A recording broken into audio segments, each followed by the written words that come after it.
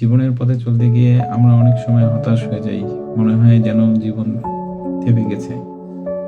কিন্তু বন্ধুরা, মনে রাখবেন, অন্ধকার যত গভীর হয় আলো তত কাছে আসে।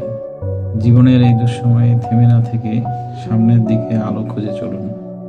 আপনি যতটা ভাবছেন তার চেয়ে আপনি অনেক শক্তিশালী। জীবনের এই ঝড়গুলো আপনাকে ভেঙে দেওয়ার জন্য নয়, বরং আপনাকে গড়ে তোলার জন্য সৃষ্টি হয়। খারাপ দিনগুলোকে জীবনের একটি অধ্যায় হিসেবে দেখুন। এই অধ্যায়টি শেষ হলে আপনার গল্প আরো সুন্দর হবে। নিজেকে সময় দিন।